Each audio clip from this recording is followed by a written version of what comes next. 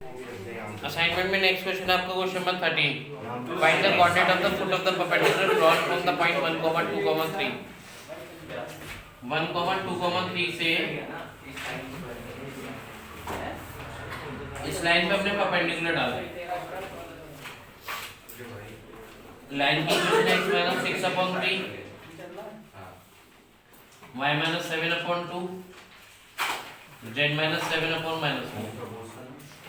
Also find the length of perpendicular from given point to the line। हमें इसके करना है, पहले से फुट ऑफ द परपेंडिकुलर के कोऑर्डिनेट निकालने हैं। मतलब ये O है, ये AB एक लाइन है, इस पे M परपेंडिकुलर है, हमें M के कोऑर्डिनेट निकालने हैं। OM जो है AB पे क्या है, परपेंडिकुलर है। अगर OM AB में परपेंडिकुलर होगी तो AB के डायरेक्शन रेशियो और OM के डायरेक्शन रेशियो का जो प्रोडक्ट होगा उनका सम कितना होगा, 0 होगा। मतलब A1A2 + B1B2 + C1C2 = कितना होगा, 0।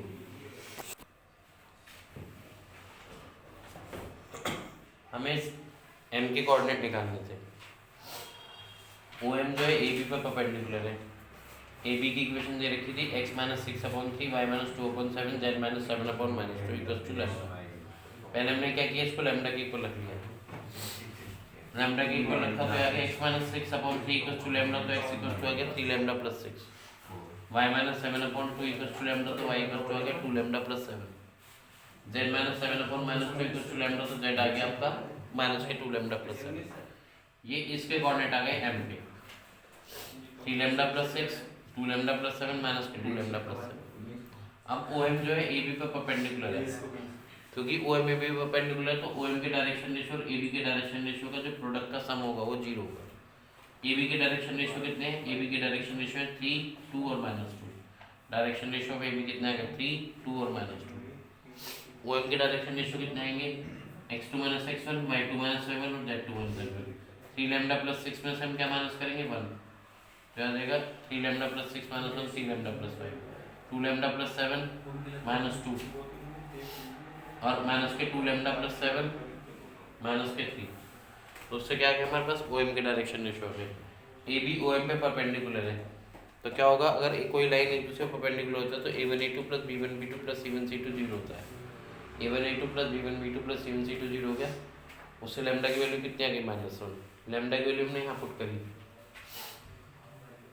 तो हमारे पास x आ गया, y आ गया और z आ गया। तो m के कोऑर्डिनेट आ गए। m के कोऑर्डिनेट आने के बाद हमें क्या करना है, OM के बीच की डिस्टेंस निकालनी है। डिस्टेंस फॉर्मूला से डिस्टेंस निकाल दी, 3 - 1 whole square + 5 - 2 whole square + 9 - 3 whole square. तो हमारे पास डिस्टेंस कितनी आ गई, 7 यूनिट आ गई। परपेंडिकुलर डिस्टेंस भी आ गई और परपेंडिकुलर के कोऑर्डिनेट भी आ गए। अब इसमें आगे इमेज भी निकलेगी। इमेज का कंसेप्ट नेक्स्ट क्वेश्चन में आएगा, लेकिन होगा इसी तरीके से।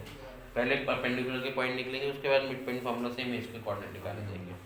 ठीक है, अगर वेक्टर फॉर्म गिवन होगी तो वेक्टर को हम कार्टेशियन में कन्वर्ट कर लेंगे, उससे इजी हो जाएगा थोड़ा सा।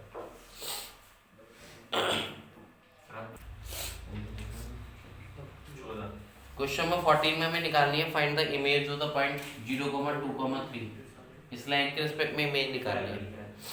तो इमेज जो होगी, सपोज करो O की इमेज M N है, तो M जो होगा और N का क्या होगा, मिड पॉइंट होगा। तो हमें इमेज के कोऑर्डिनेट निकालने के लिए पहले क्या करना पड़ेगा, फुट ऑफ द परपेंडिकुलर को कोऑर्डिनेट निकालने पड़ेगा। उसमें वही कंसेप्ट लेगा जो पिछले क्वेश्चन नंबर 13 में लगा है। पहले क्या करेंगे, हम AB के डायरेक्शन रेशियो लिखेंगे, direction ratio of AB।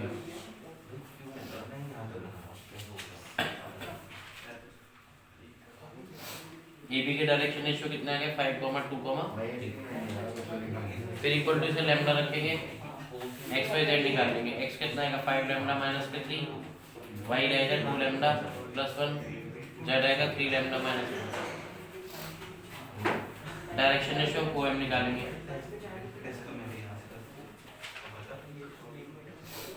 Direction ratio of OM, M के कोऑर्डिनेट आ गए हमारे पास, 5 lambda -3, 2 lambda +1, 3 lambda -4। Direction ratio of OM।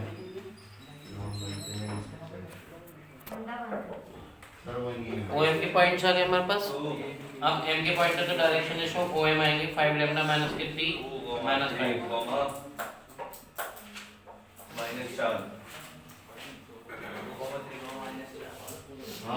5 lambda -3 -0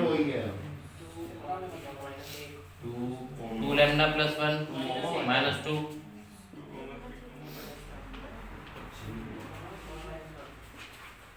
OM के डायरेक्शन रेशियो कैसे निकलेंगे? x2 minus x1 5 lambda minus 3 minus 0 2 lambda plus 1 minus के 2 3 lambda minus 4 minus के 3 ये OM का डायरेक्शन रेशियो है, ये AB के डायरेक्शन रेशियो है।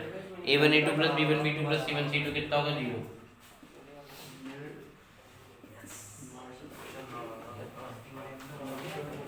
A1 ये रहा, A2 ये रहा। 5 into 5 lambda minus 3 2 into 2 lambda minus 7 minus 1 3 into 3 lambda minus 7 ठीक है। अब कितना आ गया? 25 लैम्डा माइनस 15 4 लैम्डा माइनस के 2 9 लैम्डा माइनस के 21 equal to 0 25 plus 4 29 plus 9 38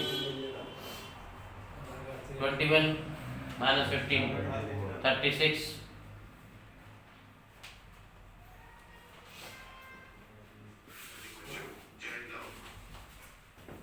notes आप 13 38 21 और 15 कितना होगा? 36 और 2 38 तो लैम्डा कितना आ गया हमारे पास? 1 आ गया। लैम्डा की वैल्यू बना के लैम्डा की वैल्यू पुट करेंगे तो m के कोऑर्डिनेट आ जाएंगे। 5 into 1 minus 3 कितना आएगा? 2 2 into 1 plus 1 3 3 into 1 minus 1 कितना आएगा? माइनस। ये m की कोऑर्डिनेट आ गया। ये m मतलब फुट ऑफ द परपेंडिकुलर है। m जो है और m का मिड पॉइंट है तो x इक्वल टू आ जाएगा x1 plus x2 upon 2। हमें x2 y2 निकालना है। x 0 है, x1 2 है, x2 निकालना है।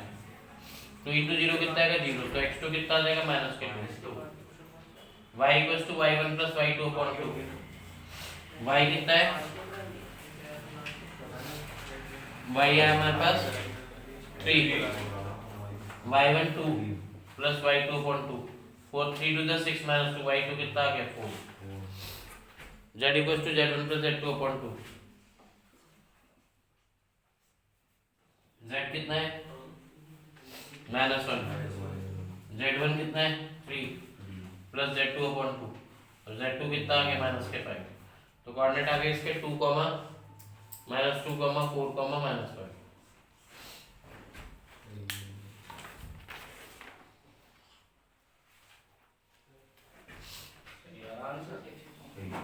Minus 2 comma 4 comma 4 comma 4 comma minus 5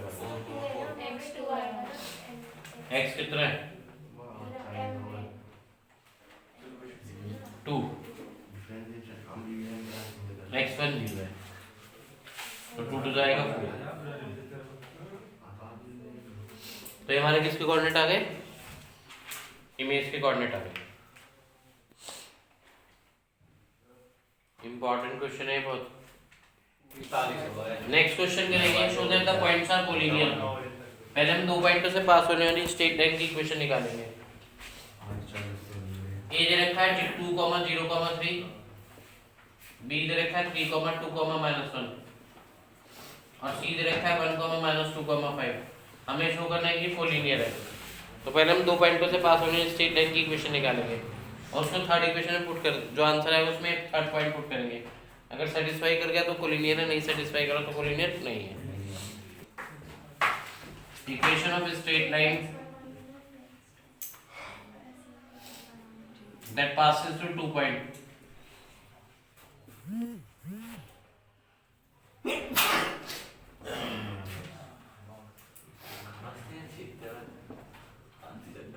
कितना आएगा? x minus x1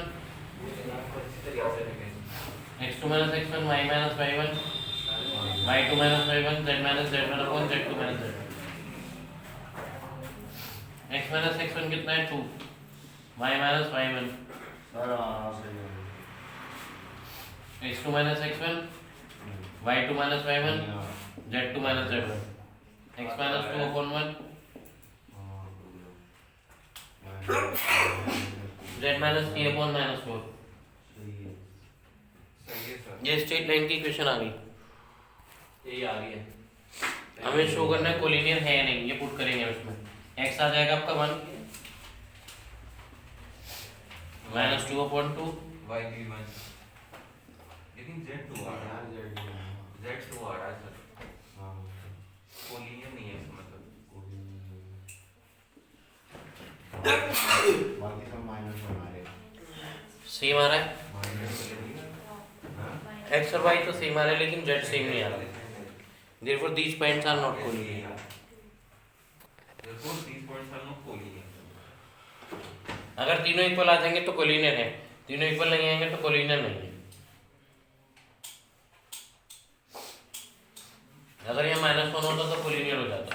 तो वो +2 आएगा, -1 +2 सही है, माइनस से माइनस कैंसिल हो अरे जाएगा। +2 तो कोलिनियर तो नहीं है ना ये। नहीं कोलिनियर नहीं। ठीक है, देखो नेक्स्ट। सर अगर दो सेम है, अगर तीसरे दो बराबर है तीसरे के तो भी नहीं है। तो भी कोलिनियर नहीं है। नेक्स्ट देखो भाई, असाइनमेंट का क्वेश्चन नंबर 16 आपके सिलेबस से डिलीट हो गया, कट करो इसे। जल्दी काटो। 17 भी डिलीटेड है। ये काटना वाटने का काम नहीं करना।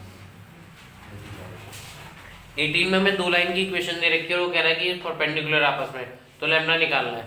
अगर दो लाइन आपस में परपेंडिकुलर होती है तो क्या कंडीशन होती है?